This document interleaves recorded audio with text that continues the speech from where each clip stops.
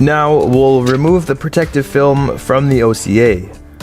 I'm going to carefully align the OLED and press it down. And yeah, the OLED and the glass are not fully fused together. To remove these bubbles, we have to pull out the refox machine again.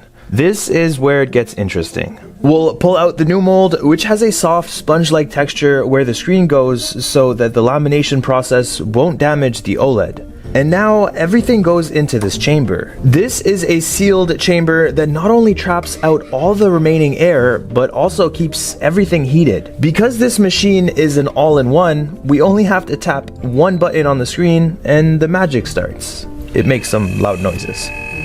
The lamination process creates a vacuum chamber inside, removing all the air between the layers and ensuring a tight, bubble-free bond between the OLED and the glass.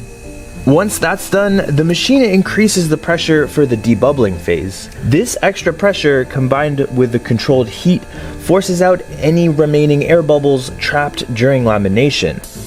Once the debubbling is over, it's time to get this display out.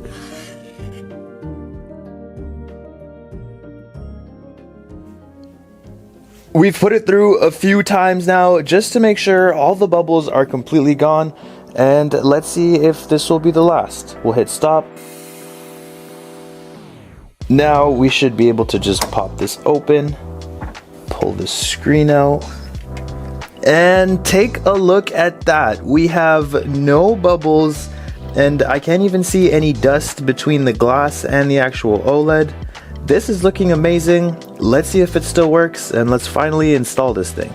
You guys are probably wondering by now, if this is cheaper, why don't all repair shops just do this instead of replacing screens? Well, as you've seen, this takes so much longer. It could take up to 8 hours to refurbish a single screen, and the success rate for most is nowhere near 100%. Unless the screen costs an absurd amount of money, there's no need to do this for every individual screen. Instead, most repair shops that have machines like the one we used do this on their downtime and attempt to refurbish many screens all in one go.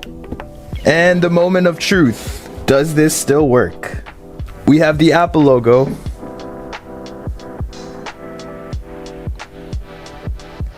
And it booted on. There we go. As you can see, the touch still works. We still have True Tone, which is amazing. That's a feature you lose after screen replacement without reprogramming.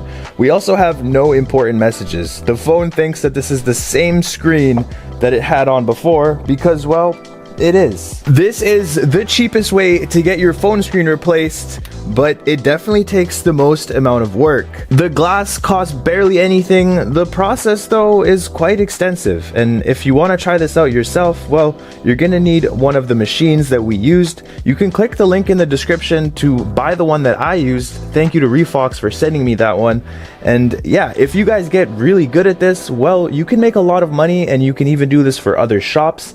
That's what a lot of people in my area do. Thank you guys so much for watching. Be sure to leave a like, subscribe, hit that bell button, and I will see you guys in the next one. Peace.